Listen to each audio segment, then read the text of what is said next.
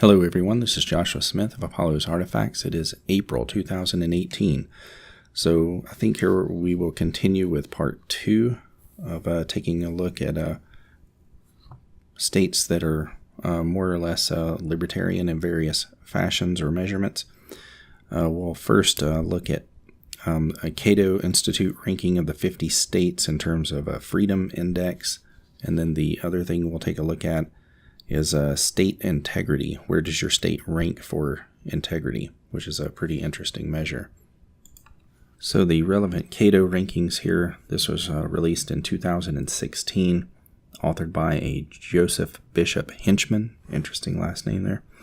The Cato Institute this week released Freedom in the 50 States, a report that ranks the states on 3 areas.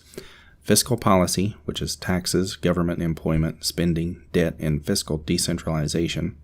Regulatory policy, liability system, property rights, health insurance, and the labor market, and personal freedom, a variety of categories including incarceration rates, marriage laws, education, guns, and alcohol.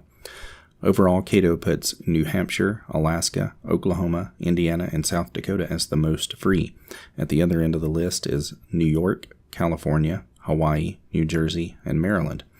Fiscal policy metric is more than just taxes, of course, but taxes are evidently a very strong factor for that area. The top 3 states for fiscal policy are New Hampshire, Tennessee, and South Dakota, all of which rank highly in the State Business Tax Climate Index. The bottom 3 states, again, New York, Hawaii, and Illinois, almost predictably. So I think that we'll look into these categories a bit more. I'm not really sure what exactly constitutes this personal freedom index that Cato uses. And for people who don't know, there are actually different kinds of libertarians out there. There are several different varieties, but in general, they break down to sort of left libertarians and right libertarians, some who are more liberal, some who are more conservative. So I would think that some of the more right or conservative version of libertarians would be less bothered by some of the things that affect this personal freedom index. For example, I live in the state of Tennessee, and they have the personal freedom index ranked at a 42 out of 50, which is quite a miserable number. But it is not particularly miserable to live here. I'm not ever harassed by anyone over personal life choices or anything like that. I don't have officials, scraping over me all the time or trying to arrest me for various things. I mean, I'm left alone, so I don't really know what all this is exactly based on. And if we go down and we look at the one that they give the number 1 ranking to, that would be the state of New Mexico. But New Mexico is absolutely dreadful in the other 2 categories of fiscal policy and regulatory policy. So I don't really know how that balances out. Colorado gets 2nd place, and you can kind of see why they rank fairly highly on this list. But they also are not real great at fiscal policy or regulatory policy either. So their top ranking is New Hampshire, number 1 overall. Fiscal policy is also number 1 overall. Regulatory policy is 29th. Personal freedom index is 9. Alaska, number 2 overall. They have the number 11 fiscal policy and 18 regulatory policy and number 7 freedom index. Oklahoma is 3rd, fiscal policy is 5, regulatory policy 10, personal freedom index of 30. Indiana is 4th, where Mike Pence was governor. 26th in fiscal policy, number 2 in regulatory policy, and number 6, surprisingly, in the personal freedom index. I don't know how many people would have guessed that. Tennessee comes in number 6 overall. Idaho at 7, Florida at 8, Iowa 9, Arizona at 10, Colorado is 11th place, as I mentioned before. And then from there, we'll go and take a look at these, the bottom few states. We have New Jersey coming in at an overall 47th. Fiscal policy is 40th, regulatory policy 47th, personal freedom index of 27. Hawaii is 48th overall, 49th in fiscal policy, 41st in regulatory policy, and 37th in the personal freedom index. California, 49th overall, number 46 in fiscal policy, number 48 in regulatory policy, but personal freedoms, I guess they give you something good there with number 16. New York coming in dead last at 50. Fiscal policy is 50th. Regulatory policy is 50th. And personal freedom is 29th. And when you combine that with our look at state and local taxes, California, New York, Hawaii, New Jersey, they all turn out bad in all of those rankings as well. So now we'll move from those freedom-related factors to states' integrity and then the corruption index. And these are kind of interesting as well. They may be factors that a libertarian would want to take into consideration if looking for a new state to live in or a new city and whatnot. So the next thing we're going to look at is from publicintegrity.org. It is the State Integrity Investigation by the Center for Public Integrity and Global Integrity. And maybe this is not a surprise, but all 50 of the states are incredibly corrupt, incredibly lacking in integrity. It says, how does each state rank for transparency and accountability? The State Integrity Investigation used extensive research to grade the states based on the laws and systems they have in place in order to deter corruption inside their states. The authors on this were UQ, Chris Zubak-Skis, and Eric Lincoln, and this was released in 2015. Now, they wanted to rank the states on an A through F basis, with like A plus, A and A minus, B plus, B, B minus, and so on.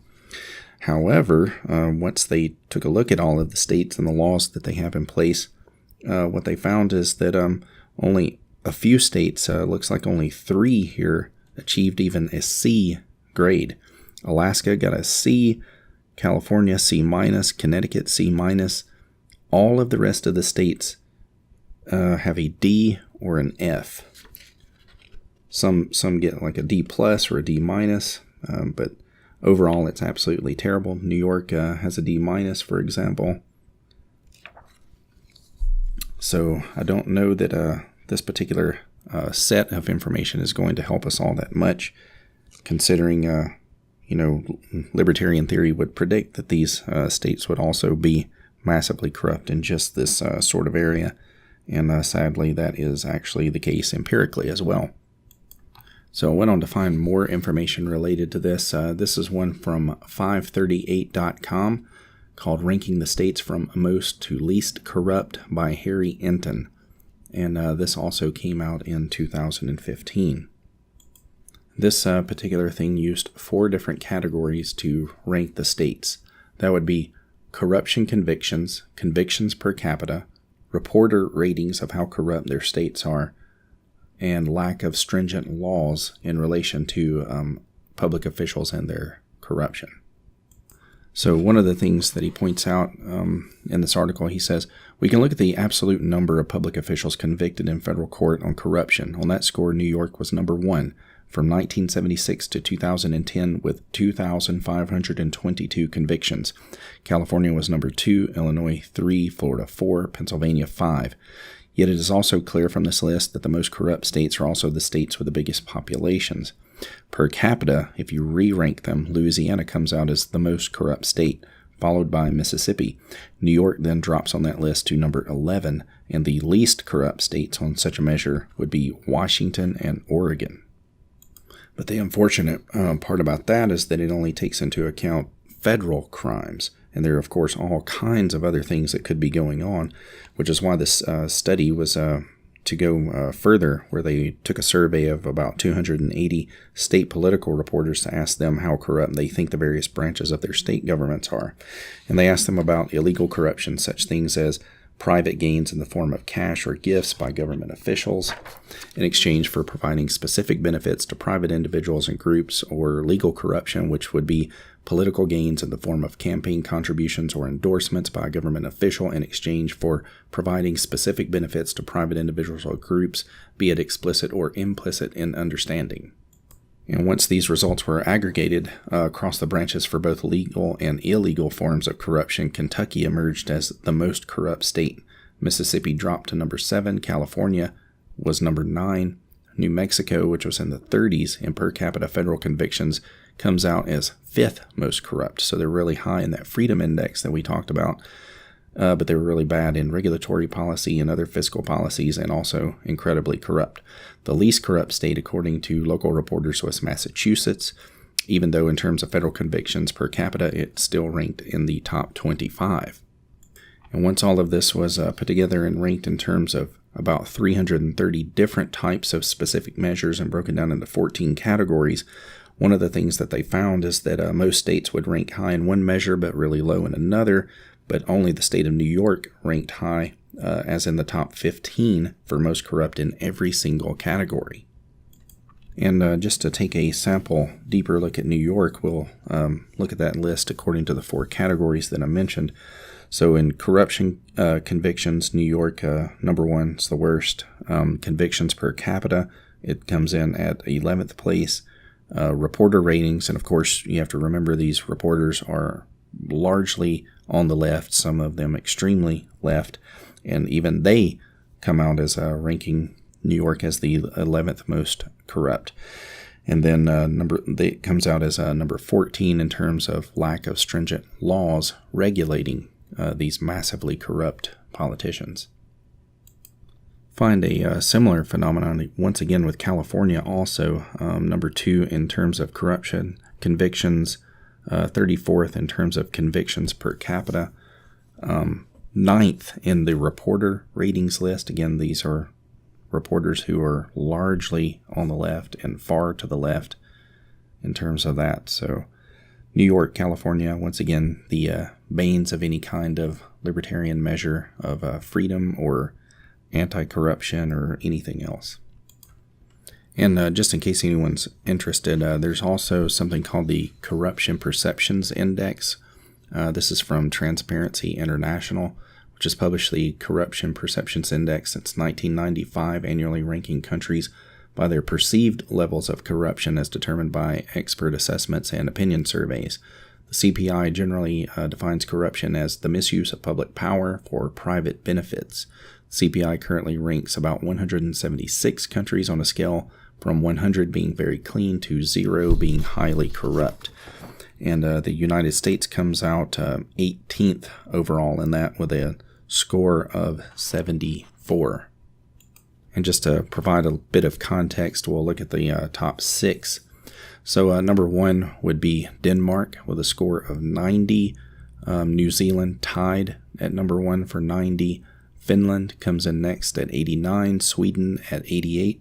Switzerland at 86. And Norway 85. A smattering of nations that come in below 50th place and with scores below 50 also. That would be Cuba, which comes in at 60th place with a score of 47, tied actually with Italy. Let me see, we also have number 62 here, Saudi Arabia with a 46. 64th is Montenegro, 64th also Oman. These are scores of 45. Senegal also with a 45. South Africa with a 45. I would imagine that would be declining rather rapidly with some of the events taking place there lately. Kind of a frightening place to be. I found another set of measures here also from World Audit Corruption, and they take a combined measure of corruption index and democracy index. So first place with that would be New Zealand, then Denmark, Finland, Switzerland, Norway, and Sweden, quite similar to the other list that we just had with the Corruption Perceptions Index. And according to that particular measure, that one puts the United States at 15th overall, rather than, I think, the 18th for the other one. And just for perhaps a bit of a prurient interest here, I'll read some of the bottom ones in terms of this combined index. Libya, North Korea, Sudan, Yemen, Afghanistan, Syria, South Sudan, and Somalia. Rough places all. So that'll be enough for part 2 on the libertarian rankings list.